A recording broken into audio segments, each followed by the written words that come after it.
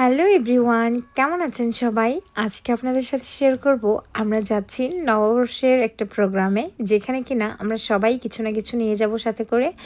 তো আমার ভাগে পড়েছিল মিষ্টি দই, রোস্ট আর ডিম ভাজা। তো বানিয়ে ফেললাম মিষ্টি দই। তার জন্য ৩ লিটার দুধ জাল দিতে কি একটা কঠিন পরিস্থিতির মধ্যে পড়লাম। সবথেকে বিরক্তিকর পরিস্থিতি হচ্ছে এটা, যখন দুধ উতলে পড়ে যায়।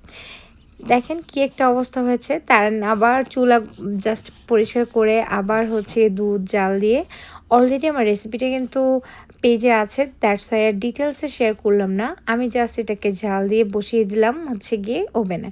ওভেন থেকে ২ ঘন্টা পরেই দেখেন আমার দইটা কি সুন্দরভাবে সেট হয়ে গেছে। যদি আপনারা কমেন্টে জানান যে আপনাদের রেসিপিটা আবার চাই, তাহলে আমি হয়তোবা নেক্সট ব্লগে ফুল রেসিপিটা শেয়ার করব। বাট কেমন হয়েছে দইটা প্লিজ কমেন্ট করে জানাতে ভুলবেন না কিন্তু। আর দেখেন দইটা কি সুন্দরভাবে সেট হয়েছে যে একদম কাত করলেও পড়ে যাচ্ছে না। Thanks for watching my video.